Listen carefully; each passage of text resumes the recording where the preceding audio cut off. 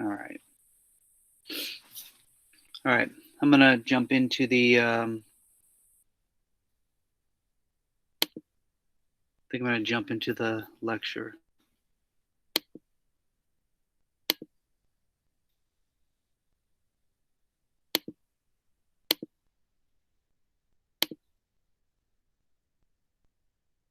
This is where we kind of left off.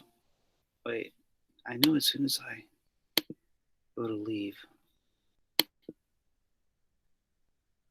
I'm going to jump back a couple of times for late stragglers.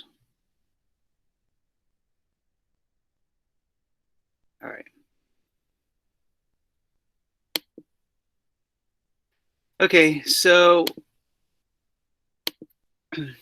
we kind of left off here, and we were talking about general versus specific immunity. That's also referred to as innate versus adaptive.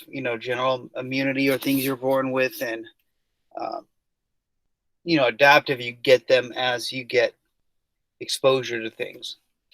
Um, so, general is really good at um, providing immunity for a lot of general things, as the name suggests. But if anything is in like serious numbers, they're not good at mounting a response. Right. In that case, you need your specific immunity. So specific immunity is for like a numbers game. When you have huge amounts of something that infected you, when you get the flu, something like that, right? That is specific immunity. Um, so that only can target one pathogen. So at a time. And so if you get the flu and then you get another strain of the flu, your immune system has to start all over again and like make another one. Even if you're in the middle of a defense, like if you can get co-infected, right? So if you're infected with one thing and then you develop immunity, or your immune system starts kicking in, and you're developing antibodies, things like this. When you get infected with another infection at the same time, you have to do another immune system. And um, so we're going to talk about general first, and general is divided into first line and second line defense. And we consider first line and second line defense like when a pathogen gets inside. But by inside, we mean through the epithelial tissue.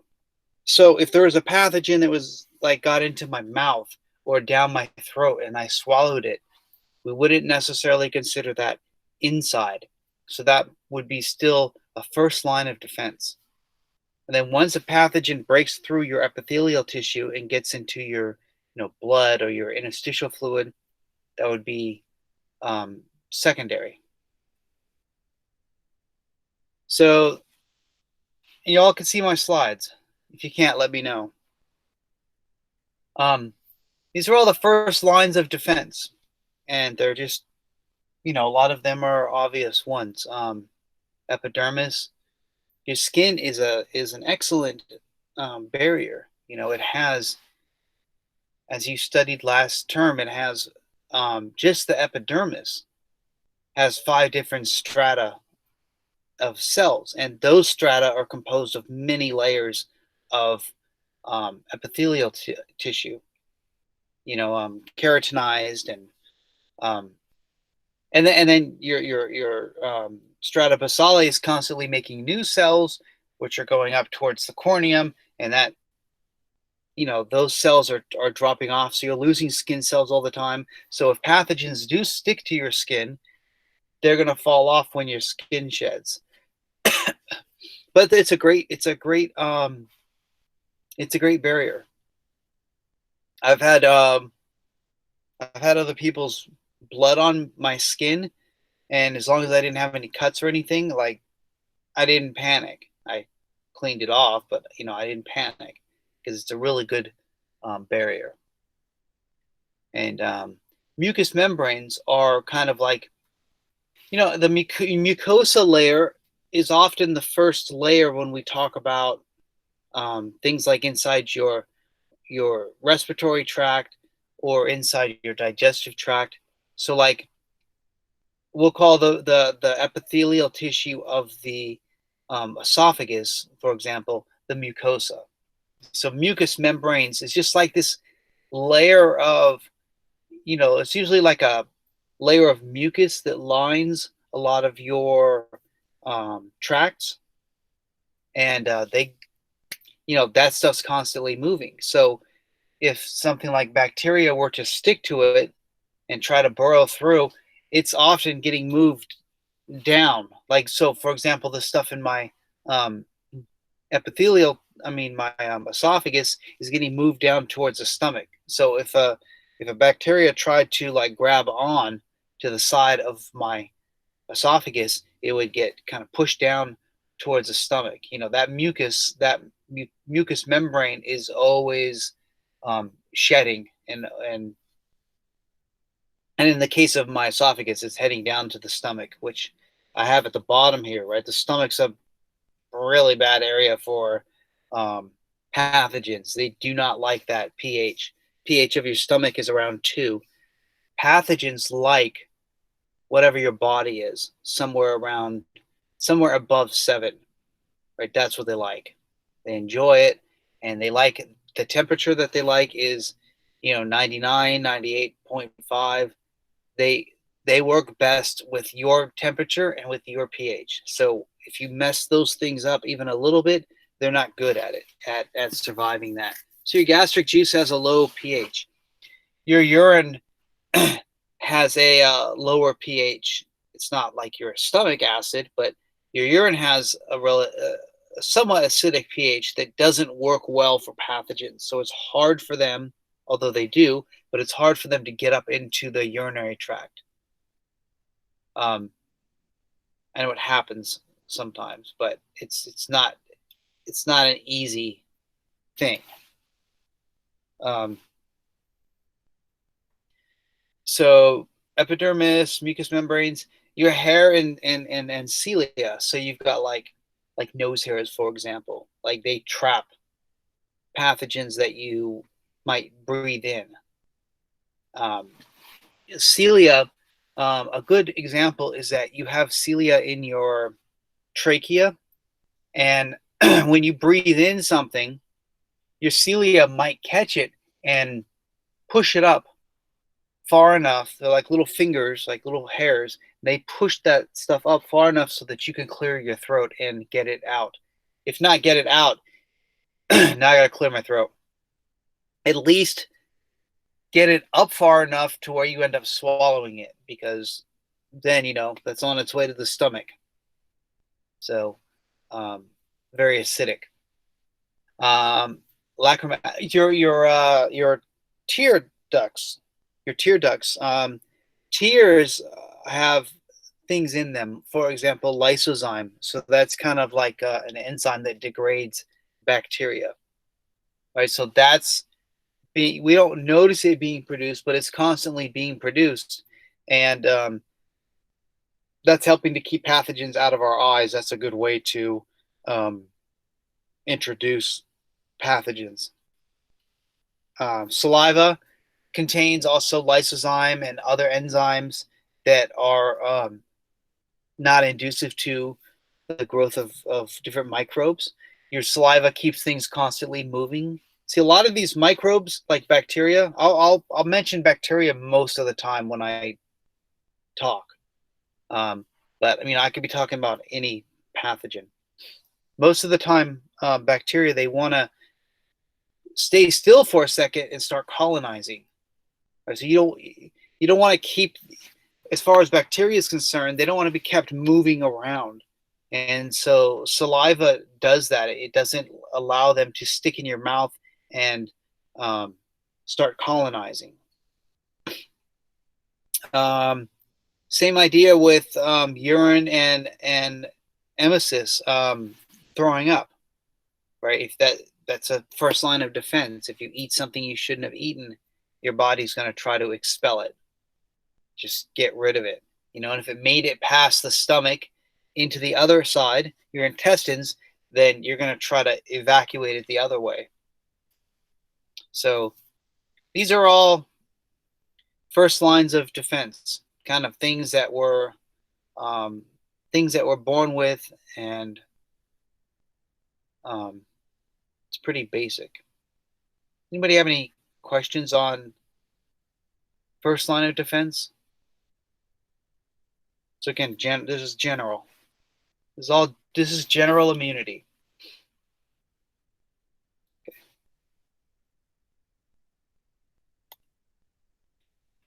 Second line of defense, you could swallow something. It could go into your stomach, into your intestines, into your rectum, out into the toilet. That's first line of defense. We don't consider that being in the body. It just went through the tube. So, um, it's essentially one tube that goes from your mouth to your anus, your digestive tract. And so, it doesn't really we don't really consider that something like it gets into your body. The little kid that swallowed a penny and they pull it out the other end, right? It didn't go to your kidneys or anything. It went through a tube and it dropped out the other end, right? So that's not in. When a pathogen gets beyond that epithelial barrier and now gets into your body, it's into your interstitial fluid or blood or lymph. It's in. So we have to treat it a different way. And so there's 4 different things that your body can do in that case. And so I've listed it here. There's different cells that I have a slide on each one of these. So you don't have to write down the 4 types if you're taking notes. But there's different things your body can do now. Now you can't do skin. It's too late, right? The things in you. So you have different cells that can go around and do some things. You have some proteins that can do some things in your body. And of course, you could run a fever. That would be good. That fever makes you hot. Hot is not good. As what's her name? Dr. Bricks? I don't know. Has suggested when our president talked about maybe using light or something like that. And she talked about fever because she didn't know what to say. So, and then inflammation. By the way, I'm not talking bad about any particular politician. I don't vote, and I don't know, man. I'm quite entertained lately, so I'm not sure I even want to change who our president is. Sorry. But I'm not, I'm not against one or the other. All right. Let me go back. All right, so let's hit on these 4 types of defense. So we've got cells. Once they get past our body, we've got cells that can do stuff. We have 2 main types of cells. We have cells that eat things, and we have cells that directly attack things. So the ones that eat are called phagocytes. They're often referred to as macrophages. They're very similar. It's like the word macro just means larger, right? So they eat larger things. But I think they're kind of used interchangeably. I mean, I see them all as phagocytes, right? So a cell will come up to something and phagocytize it. So you can use that as a verb, like it surrounds it and engulfs it and just drags it in. It's got it can make these things called pseudopods, like little arms, and it just kind of works its arm around the amoeba or bacteria and just surrounds it, and then that's it. It's in the cell, and then it digests whatever it is. They're pretty effective. So we've got these things. For example, they're fixed in our, like we were talking about, mucosa associated lymphatic tissue, MALT. They're there, they're fixed in our body. So right on the other side of our esophagus or right on the other side of our trachea. like right when you get past the epithelial tissue, you're going to find some of these fixed phagocytes, and so they're gonna eat stuff. They just eat the things that come in. Um, some of them are just wandering around your body. They see something, they eat it. They're hanging out in your lymph nodes. Something comes through the lymph node that shouldn't be there, they eat it. Right. So um, then there's these other cells that are called natural killer cells, or you can call them NK cells. They will attack the pathogen directly. And so I wrote down here perforin and granzymes. That's their two weapons. In fact, later we're going to talk about T8 cells. They use the same weapons. So these weapons are the same. So one is called perforin, and like perforin means to like perforate, like perforated paper. It's got a bunch of holes in it. So that like, what I just got like a scare in me is, did I hit record? I think I did. Yeah. All right, good. Can't even read that anyway. Perforin, I'll just leave it like that. Perforin punches holes in the other cell.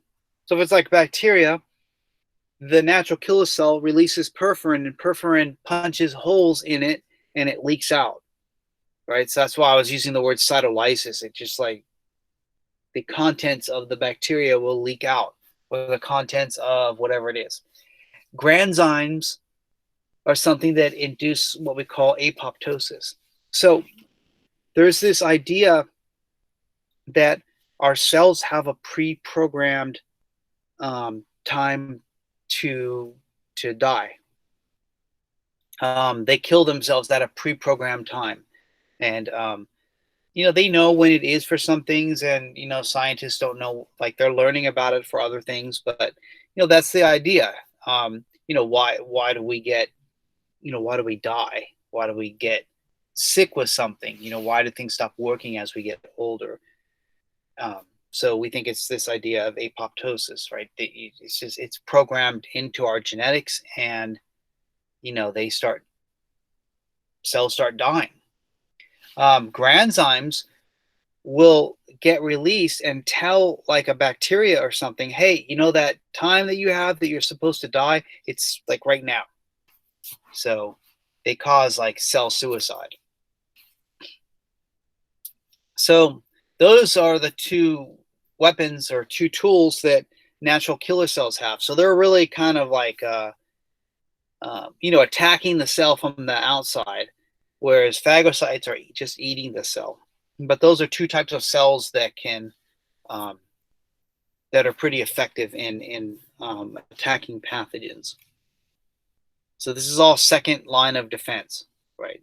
So cells, you have antimicrobial proteins, and a big one is interferons. So this one, an interferon, is used for a virus. So we talked about some, before I jump into this, we talked about different pathogens last class. We talked about bacteria, viruses, fungi, what else? Protozoa. And then I lumped a bunch of other parasites in this general thing that I called parasites. All of those are what we call, all of those except for viruses are what we call exogenous, meaning that they attack your cells from the outside. Bacteria, fungus, they attack your cells from the outside. Viruses are what we call endogenous. Endogenous, they attack from the inside. So viruses work a little differently. What viruses do, all viruses are, is they're essentially RNA or DNA, and then they've got like a membrane around them, usually like some kind of protein coat with some glycolipids, phospholipids. It's real good viruses, they're just DNA and RNA, and they've wrapped themselves in a coat of our cells. So, like, they'll come out of our membrane as they're exiting our cells. They wrap themselves with our cell membrane, and now they're completely stealth. And then they make their way to the next cell. And so they'll dock their way up to the cell. They dock their way, they make their way to the next cell. They dock up on the cell, and they insert their DNA into our cells. And their DNA or their RNA, whichever one it is, it has a message that's like there's a code in that DNA on how to make more of it. So they just put that DNA into our cells. That DNA gets mixed in with our DNA, and there's instructions on how to make more of it. So we make them. And then once we make a bunch of viruses, they leave that cell and they make their way to the next cell. The problem is we don't know, for the most part, we don't know that they're there. It's like difficult to figure out that they're around. Like if we knew they were around, we've got some things that we can do to fight them. But often it's like too late. By the time we figure out they're there, we're already infected, right? And so interferon is like one protein that certain cells can leak out, and they will let the cells around it know, okay, it's too late for me, but there's viruses in the area, so you have to do whatever you can to prevent them from attaching, right? So a cell can like mount a defense to keep a virus from ever even attaching to it. So if you can prevent the virus from locking onto your cell, they can't spread. They can't get their DNA or RNA into you. So interferons, that's what they do. So interferons are released by cells, and they're certain cells that get infected, they're able to release these interferons, and then they tell other nearby cells that there's a viral infection. They use it in medicine for other things, and they don't know why it works, but for some reason there's some evidence that it works. So people sometimes will use it for certain cancers, or things like pulmonary fibrosis. Like, they don't know why it works, but you'll see interferon being used. So that's interferon. Transferrin, we've had it when we talked about blood, right? Transferrin transfers iron. I think they use that interferon for Hep C too. Patients who have really bad Hep C. It's like a year long. Really? Yeah. They said if you survive the treatment, it's apparently pretty rough.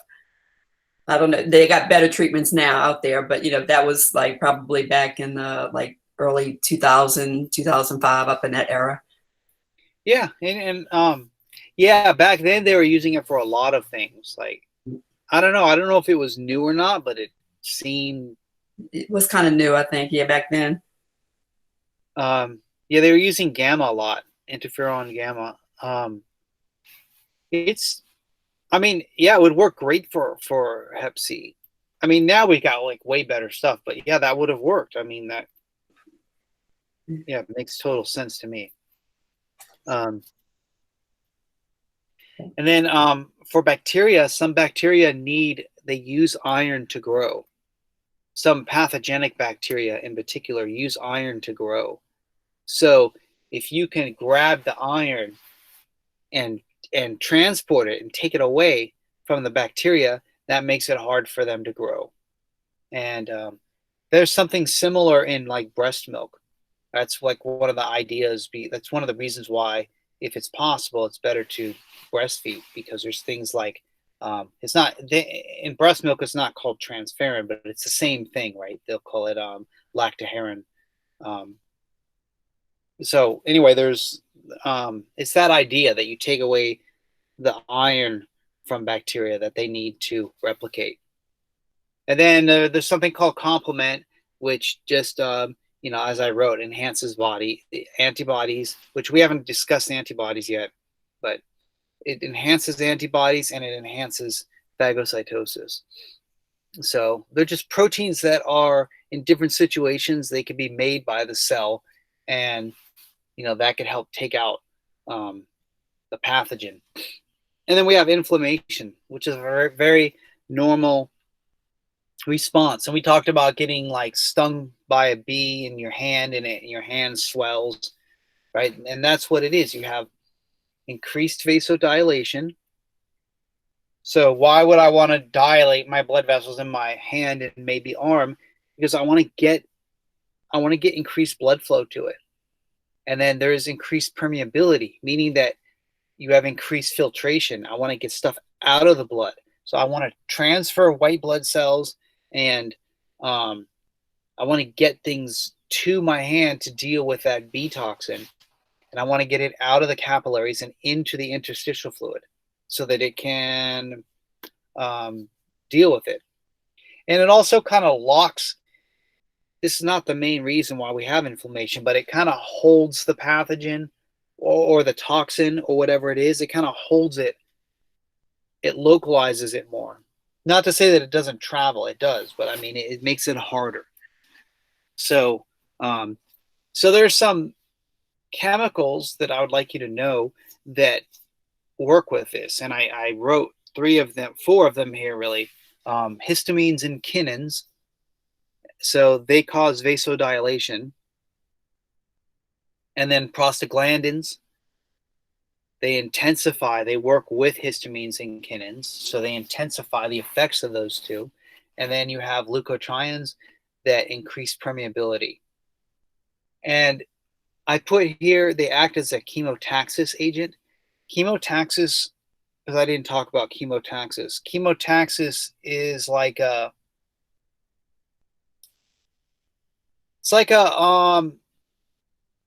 let's say you get stung somewhere by a bee. The question is, where exactly did you get stung? Like, how do you know? So your body will make a chemical to let the rest of your body know, hey, it's in the hand, right? So as white blood cells or antibodies or whatever it is, as they're headed around your body, they're going to where this chemotaxis agent is stronger. So they might go to where leukotrienes, where they would be stronger. They just keep moving towards like the stronger scent or whatever, the concentration of this chemical. That idea is chemotaxis, right? So leukotrienes, they're one of the agents of chemotaxis. They're one of the chemicals that are used. So, yeah, I mean, that's the idea behind an antihistamine, is because we've had, when you get it up in your face, you breathe in pollen or something like that, and you get your sinus cavities infected, and or you just get the infection up in your nose, and then that's what your body does. There's like a form of inflammation. You don't see like an inflamed nose, right? But if you were to look up in there or look over in your ears or something like that, you would see that inside there's inflammation, right? And so you've got these chemicals over there, and you have increased permeability and increased vasodilation, and that's what makes your your nose is running, and then like you just feel it like up in here, and that's all part of it, right? So something like Benadryl is kind of stopping this process. Well, it's antihistamine, right? So it's not just against histamines, it's stopping these other chemicals as well. And then the last thing's fever, right, which we talked about. Fevers are not good for microbial growth. And fever is a good sign that your body's doing something, like your immune system has started to rev up, and so it's natural that your body would get hotter, because your body's going through a lot of shit right now, making a bunch of ATP, and it's producing a bunch of antibodies and T cells, and this is this takes energy. It takes energy, and it generates heat, and including myself, our first instinct is to fight it, right? So if we're taking temperatures and it's like, oh, it's 99.5 now. Oh, it's 99.8. And then you take Tylenol or Advil or whatever. And that might, I mean, really, it might be better just to, if it's low grade like that, 100, 101 even, it might be better just to leave it alone. Just let it do its thing, right? But we kind of have it that, even if it goes up a little bit, we want to just we want it to go back down. Yeah, okay, but it was doing it was kind of benefiting things being a little bit elevated, right? The other thing we do is we get freaked out about temperature. We're like, oh, 99, especially if y'all got kids and you've been there, 99, 99 and a half. I might, 99 in a kid's nothing. And if they were running around 99 and a half, it's fine. Just take it a little bit later. Like, and they just get stuff. Kids just get stuff and they run little fevers. I mean, you don't have to know why everything, just with the first kid, I was, you probably were like that. The first kid I was, we would take him to the doctor. I have no idea why I did that. Taking a kid to the emergency room at 2 a.m, ridiculous. And for those of you that took your kids to emergency rooms for things like that, ask yourself, what was the outcome? For the most part, there's nothing that they can do, especially if it's viral. But anyway, so now, well, now my kids are grown, but when they were, well, even like my 14-year-old, he's like, oh, I'm running a fever. I'm not even getting a thermometer. I'm like, well, go get the thermometer. Tell me what you got. And he'll be like, oh, it's 100. I'm like, all right, go to sleep. What do you want? We're definitely not going to the ER, not with a $300 deductible. Oh, let me tell you how stupid I was when I first moved here. The very first time, I looked around at hospitals. I'm like, oh, university. Well, I didn't know any better. I'm like, fucking university. I'm going there. That's like the best one, obviously, university. So I went there and sat next to like a bunch of diarrhea for like 8 hours. And it's like, wow, this is crazy. Nobody's cleaning up this diarrhea. This is like, I would expect better treatment at university hospital. But all right, let me get off that. I know I'm wasting time. I don't know why I have this. It's inflammation. Oh, any questions on any of this stuff? The relevant stuff that I was talking about?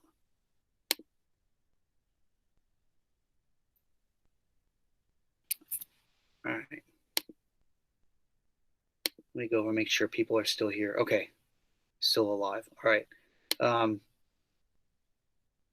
Okay, so that's that stuff that we talked about was all general immunity. All the way up to the inflammation, fever, the two types of cells, and whatever else is not popping into my head right now. Oh, the antimicrobial proteins. Those are all second line of defense. And then your first line of defense was that list that I talked about. Those two together is general immunity. Do you get fever with specific things like when you get the flu? Yes, right? But it's also there as part of general immunity. So specific immunity is for one specific thing. That BBC article that I put in the announcement was like talking about these two immunities. So that's why I sent it over to you guys. Yeah, so they're going to involve different types of cells. B cell, and then there's two types of T cells that they're going to involve. T4 and T8. So there's two types of specific immunity, or it's not two types, but it's like like I was writing, it's like a two-pronged attack, and neither works without the other. So on one side, you've got cells that kill things. They're like the Marines or the infantry. Like they go up and they directly attack things that are invading us. That's one side of the battlefield. And then the other side of the battlefield, you have antibodies. Antibodies are not actually cells, and they don't actually kill anything, but they make it really a lot easier for the T cells to do their job. And they need each other. The antibodies cannot, they're not effective by themselves because you're not really killing pathogens. What they'll do, for example, is that, they take a bunch of bacteria and they cluster them together. So they've got like lots of arms on them, and they go and they grab a bunch and they're holding on to a bunch of bacteria. So instead of having to chase bacteria around, you just find them clustered together and you can kill them. But that doesn't kill them. That just helps the T8 cells do their job. But the T8 cells, they're going to suck at attacking things if they don't have antibodies to help. It's going to take them forever. They're going to lose the battle because it's a numbers battle, right? There's like 100 million bacterias in your body, and you've just made a clone army of like 10 million, right? And while you're fighting them, they're still reproducing. So you've got to kill them faster than they can reproduce. So you can't afford to not have like antibodies there. So anyway, it's a two-pronged attack. So you've got the antibodies, which are like psych ops and like reconnaissance, drone strikes, that type of thing. And then you've got the actual warriors. And then leading over both of them, like the command center would be like the helper T cells or T4 cells. So you've got B cells that are like antibodies. You have T8 cells that are directly attacking, and then leading them from the command center are the T4 cells or helper T cells. So that's kind of what I'm writing here. So it's right here. I could have went to the picture. They're showing you here that they're all made in the bone marrow. So lymphocytes are made in the bone marrow. B cells are going to learn to do their jobs in the bone marrow. So they stay there, and that's where they learn their job. So B cells standing for bone marrow.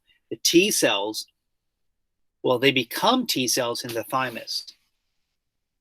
So the lymphocytes they're born in the bone marrow, they migrate to the thymus, and there they become T cells. And they can become one of two types of T cells. So if you look at this, there's something happening on the left and there's something happening on the right here. All right, so we're just going to do the left first. This left side we call cell mediated, and this right side we call antibody mediated. So we go to the cells first. So as you see, there's two types of cells here. There's a T8 cell and there's a T4 cell.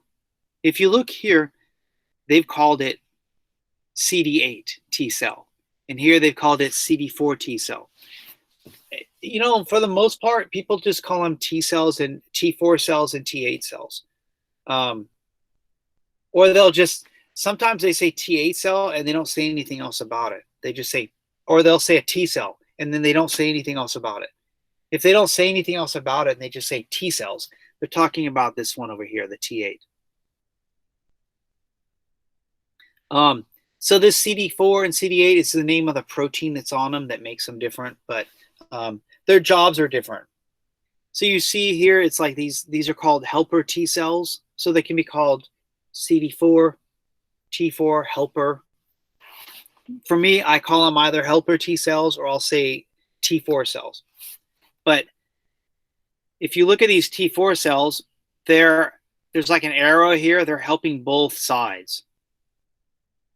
So if these cells get messed up, then we're not directing the battle. We're not helping both of these sides. So those T4 cells, here's T8 cells, and T8 cells, when they figure out what to go kill, they're going to clone and they're going to become, and they've got lots of different names. Here they're calling them killer T cells. Very similar to natural killer cells in what they do.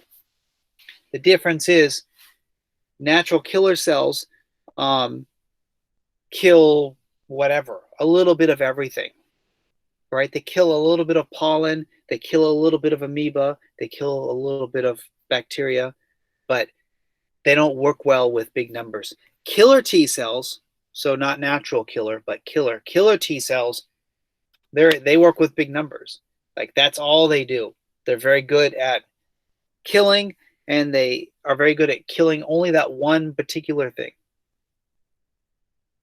So that's why we call this side is called cell mediated. So T8 cells are going to become killer T cells, or they're going to proliferate, they're going to clone and become killer T cells.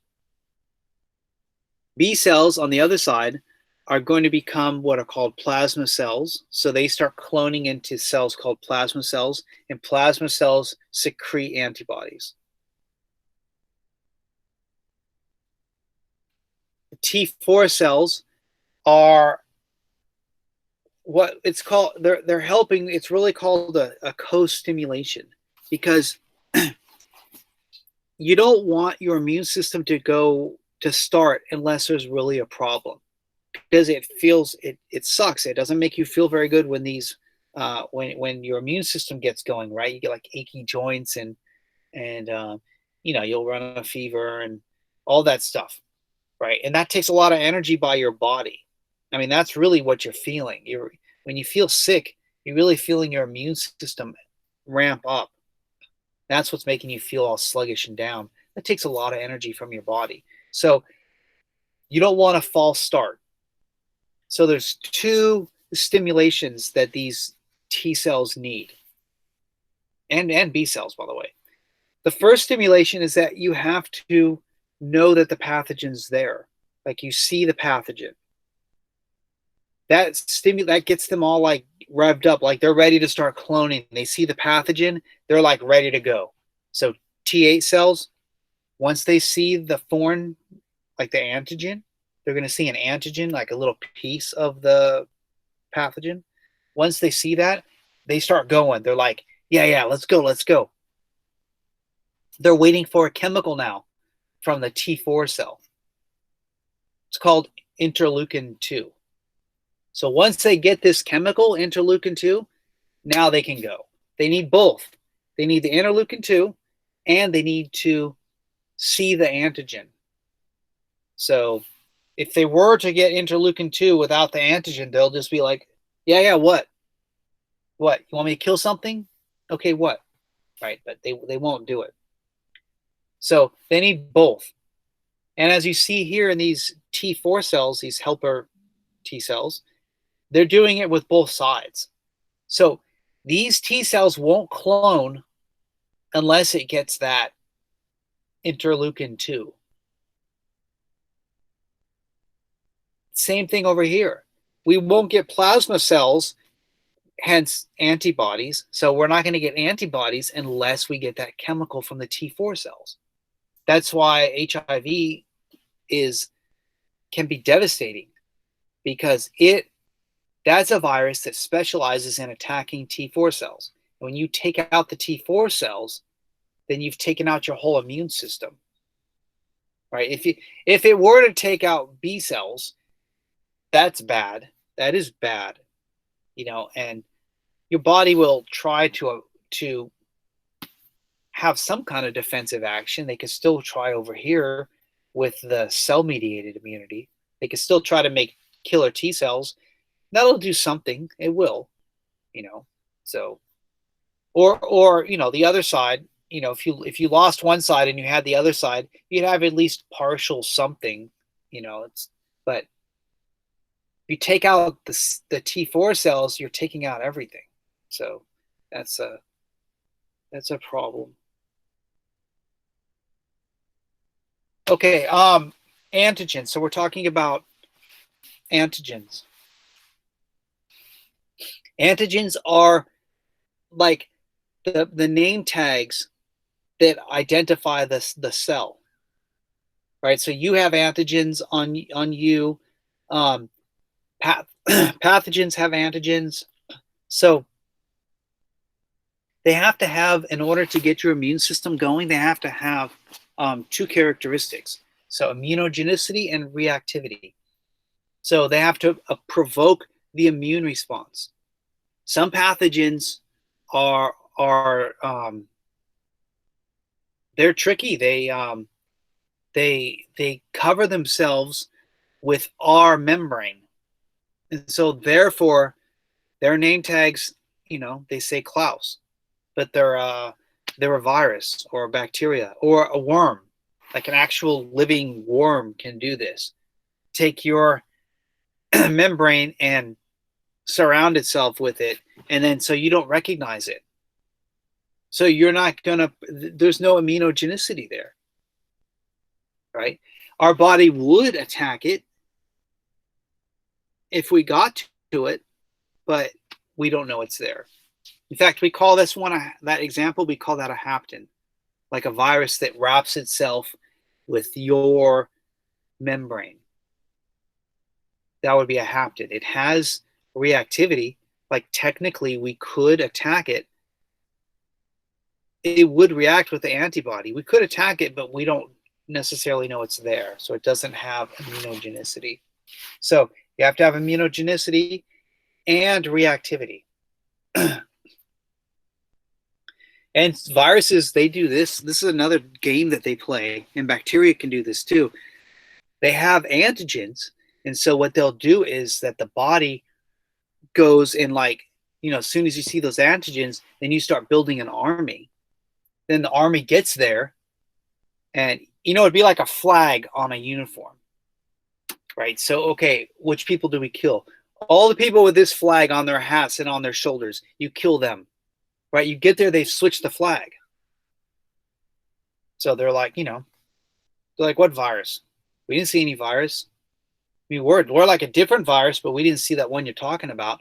And then they've got to turn around and start the process over. So they go back, they start making a new army, a new killer T cell army. They get there, they start fighting, they change their uniform again. No, we didn't see those people. It's just us. And they got to start over. So you could have one or the other, but ideally you would have both, immunogenicity and reactivity. Epitopes or epitopes are little pieces of the antigen. So you don't need the whole organism. You don't need the whole antigen. You just need a piece. Just a piece of the antigen. So when you recognize somebody, I mean, like, when people wear name tags at a party, it's not like the name tag. You're like, oh, hey, Dave.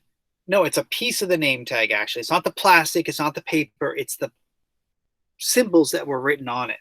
It's kind of like that, right? So that way, you don't have to learn.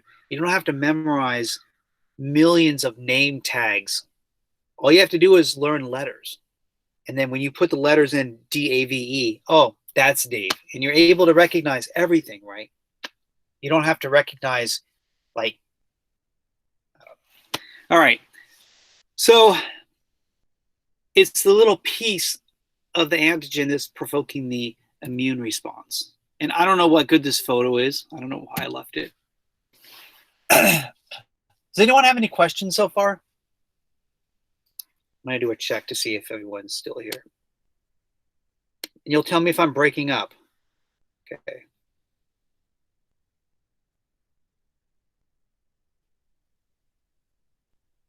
I'm not going to finish this today.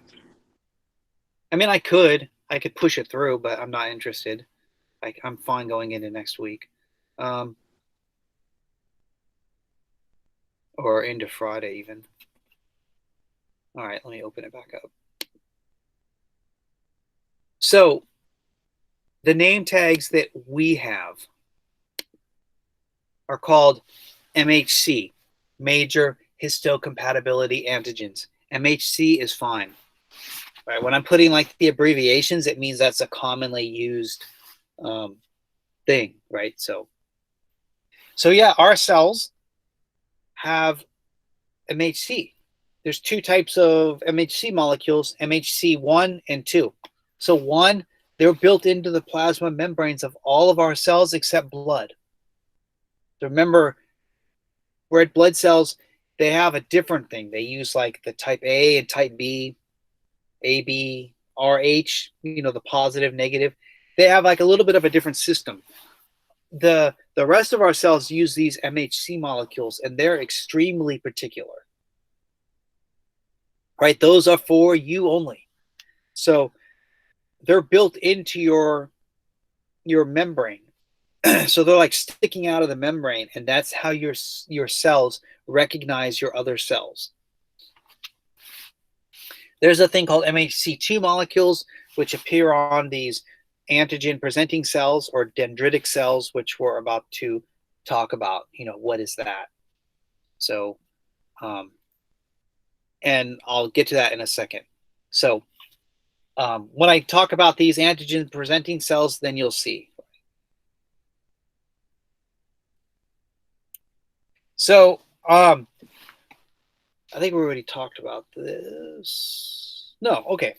So, how do we get this like immune system rolling?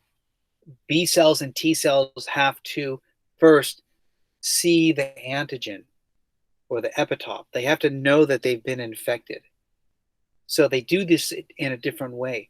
B cells, it's a little bit easier. So when the pathogen is lymph or the interstitial fluid or plasma, it'll recognize it. T cells, they're really good at killing. They're not good at knowing what to kill. They don't know how to recognize stuff.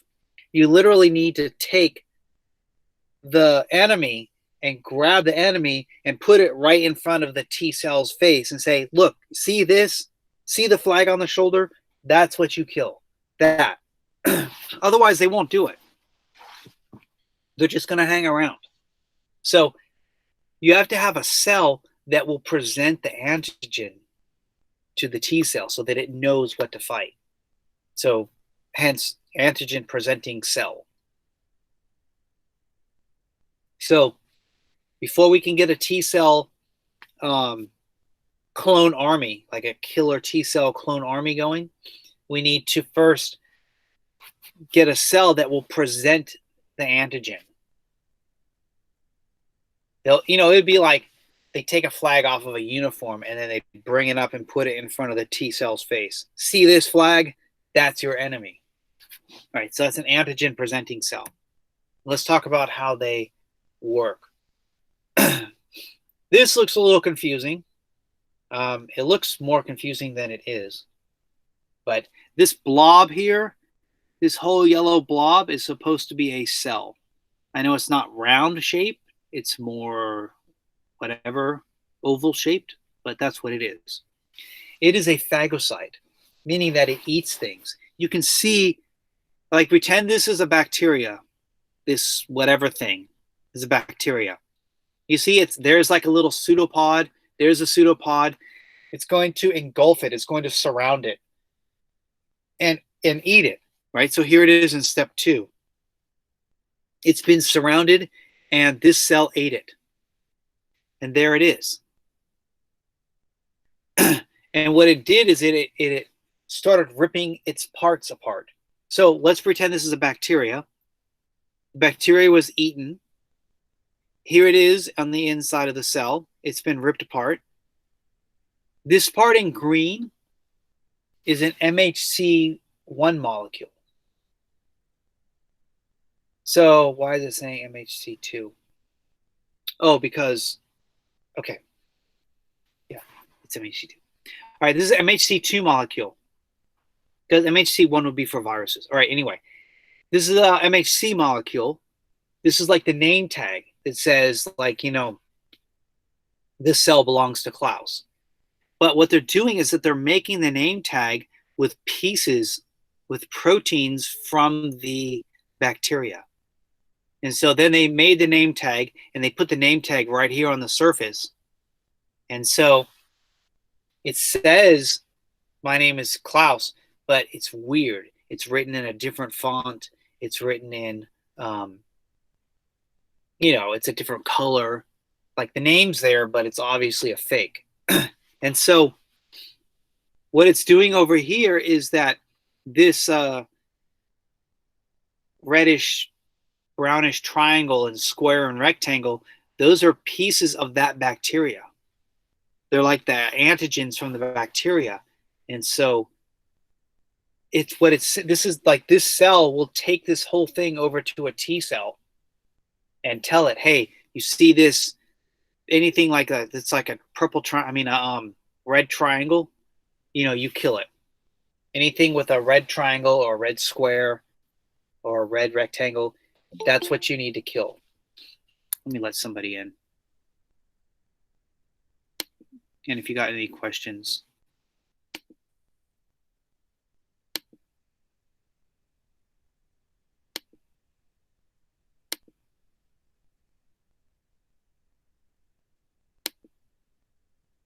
So that's what they do. This is for things like bacteria. There are ones for viruses, and they use MHC1. Look, I'm not big on the MHC1 versus 2. Like, I'm going to ask you that as a test question. I do want you to know what MHC is. So can you enlarge that? Yeah. Any question? Can you enlarge that picture a little bit? Yeah. Oh, yeah. Okay.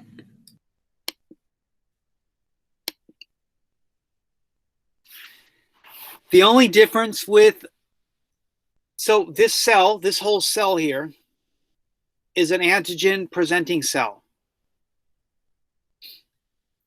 There's a different type of antigen presenting cell that works on viruses. The only difference is, instead of eating the cell, like right here in step 1, it's saying phagocytosis.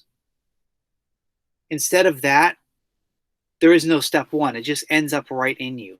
Because if you remember, viruses don't, they're going to dock to you anyway. They're going to come up to your cell, and then they're going to like shoot their DNA into you. So you don't have to eat them. They're going to put their stuff in you anyway. So that's the only difference. So I don't even have a slide on it, right? It's not something that I'm going to ask you about. But an antigen presenting cell, what it does is in the name. It's a cell that presents the antigen. And the question is, who is it presenting the antigen to? T8 cells. So the antigen presenting cell shows the antigen to the T8 cell. Can't see any of this. Oh, look, T4 cell. What is this? I'm going to skip this whole thing. Where's my... All right. The antigen presenting cell presents the antigen to the T8 cell. So it's like right here where my cursor is. It's like, look, see, that's what you have to attack. The reddish triangles. Right. Then this CD8 cell or T8 cell looks over to the T4 cell and says, well, can I go? Is that something that I can do? And then the T4 cell is going to secrete something called IL-2 or interleukin-2. And then now you have both stimulations. So the antigen presenting cell presented the antigen. The T4 cell or the helper T cell secreted interleukin-2, that chemical. Then that's it. Now this T8 cell can clone and make millions and millions of killer T cells. Or sometimes we call them cytotoxic T cells, but whatever. They're like, they're killer T cells, and they know how to kill that one thing.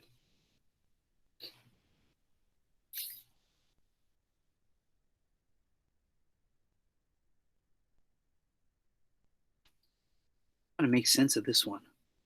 I get it. They just had it reversed. Yeah, so they're showing it to you here. It just kind of threw me off. So here you have the T8 cell.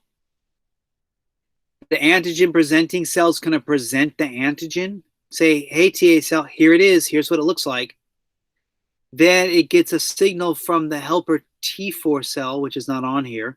Then it becomes activated. And you see it's like cloning lots of itself that are specialized to go after. See right here, it's saying clone of TC, which is T8, clone of cytotoxic T cells attack. In this case, it's a virus. And then you see over here also memory T cells. So some of the, after the war is over, some of the T cells hang around. They remember what attacked them. So, you know, do you get reinfected? Technically, yes. Like you get infected again. But the thing is, when that pathogen enters your body that second time, your immune system already knows it's there. And so the memory T cells, and there's memory B cells too, memory T cells just take it out before it's a problem. So that's the thing. Like we get infected by a bacteria or a virus or something, and before we understand what's going on, they've already got the leg up on us. There's already millions of them. So it's like a big problem at that time. And so then you start panicking, and it's like a big, you know, you got to make your immune system start ramping up, and you got to make this clone of all these T cells and antibodies. It's a big deal because you're caught off guard, you know. But the second time, soon as some of them enter your body, yeah, I know who you are, and you take them out.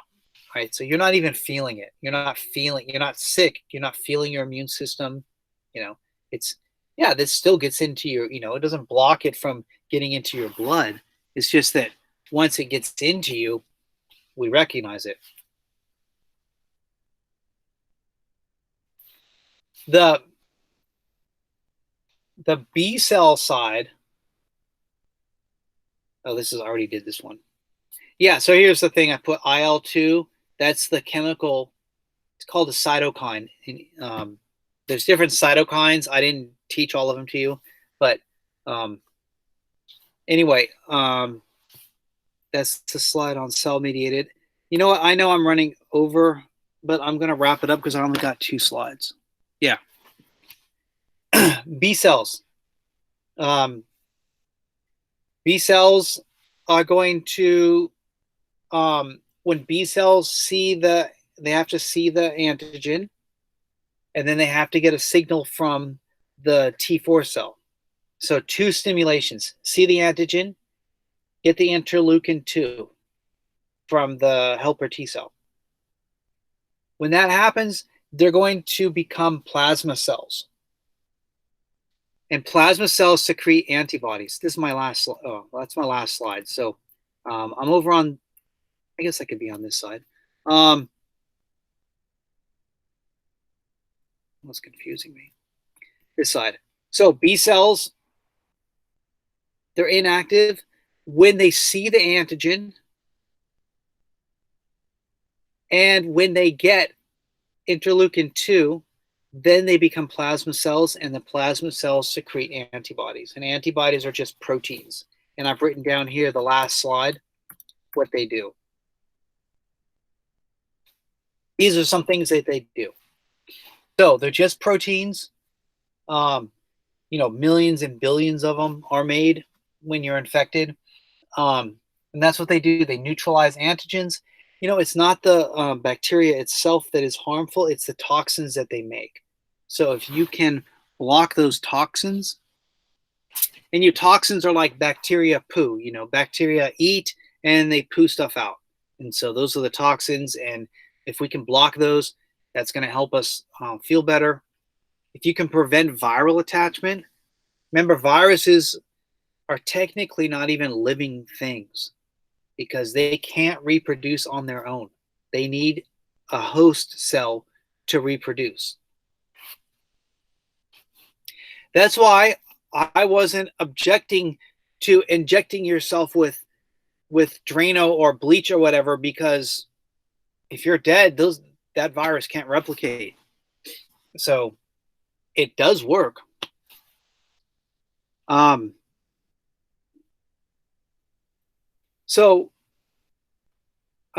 Preventing viral attachment, that's going to keep the virus from spreading. Because if it can't attach to your cell, then it can't insert its RNA or DNA into your cell, and then that's it. So antibodies can help. They immobilize bacteria. So bacteria move around a lot. They have, most of the time they use cilia. They have like hairs on them, and that allows them to move around. Sometimes they have flagella, like a whip-like tail, but most of the time it's cilia, and that lets them be a little bit mobile, so they can move around a little bit. So if you could stop that cilia and flagella, then you can keep the bacteria still. And then agglutinize means that you bring them together. These antibodies have lots of attachment sites, and so they can grab a whole bunch. You know what it's like? What I think about is like when I had little kids and I went to Chuck E. Cheese and it's time to go. You can never get them together. You grab this kid, and then you go to grab like another kid, and then this kid kind of wiggles away, and then you're trying to chase the other kid, but you can't chase that kid because you got this kid with you. Like, what if there was a way to just grab it, like chop off their legs, stop running around, get away from the video games, chop the legs off of the kids, and then just collect them all right here. And then it'd make it nice and easy for someone to come in and kill them. I know my analogy's gone a little black, but that's just what came into my head. So clustering them together makes them easier to phagocytize or to kill them. And then they're marked. So after we gather up all the kids, we chop their legs off, we gather them, and we put a big flag right there. So then your job is so easy as a parent. Oh, there's my kids with all their friends that I'm supposed to put in the van over at that flag over by Chucky, who's now a video. All right, and so it's all so simple then, right? To collect the kids that you're supposed to be carpooling. They're all over on one. That's what antibodies do. I don't know how I said all that, but you get it right. So antibodies are kind of flags. They look like flags, and so when they grab stuff, they've got like their tail flag thing sticking up, and it's really easy for phagocytes to see them. So, all right. Went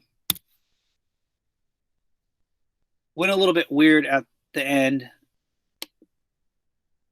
and I did go over the time. I'm sorry, but I was kind of close. Does anybody have any questions? I'm going to stop recording.